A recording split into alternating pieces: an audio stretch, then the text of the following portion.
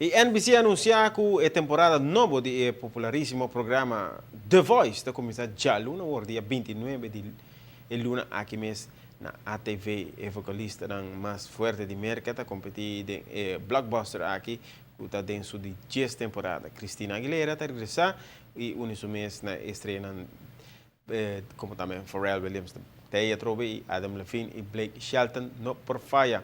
Carson Daly está continuando como anfitrião do show. O show, que tem de 10 temporadas, tem um formato inovativo com 5 etapas de competência. Da começa com a audição cego, seguir para a ronda de batalha, a sessão de knockout, depois de seguir com a playoff live e finalmente a atuação live. Hora de start com a audiência cego, e coach está sentado com a lomba para o participante, para juzga unicamente STEM e o participante, e não sua atuação ou aparência. Se o coach está impressionado com o STEM, está prime seu botão para seu stool vira para enfrentar o cenário. Assim é por confrontar o concursante. Se mais que coach aprime o botão, a decisão está cair em mão de artista para escolher quem quer como coach. Se nenhum coach usa um botão, então mensagem que o artista está queda eliminado. Uma vez que o time de cada coach está formado, o coach está começa a treinar e guia o pupilo para a batalha que está esperando. Cada coach vai tira 2 de um próprio time junto de uma só canção para escolher 4 passos para a seguinte volta. O artista elimina por ter suerte com outro coach por sorte.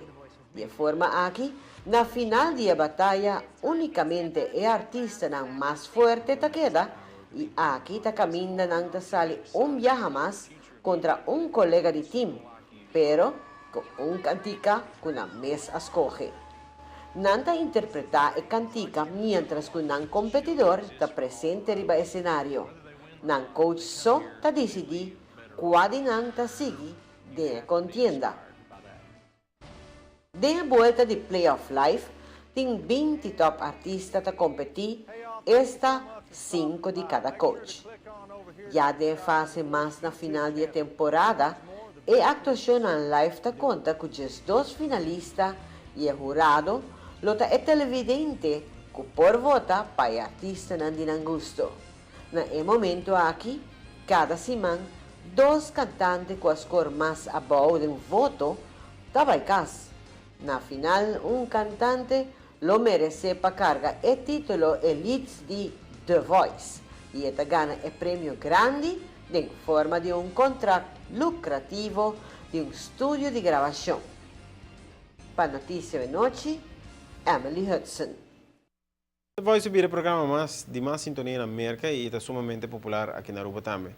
De modo que a Luna War, na semana, nós turlo está em espera de a primeira entrega do programa de The Voice.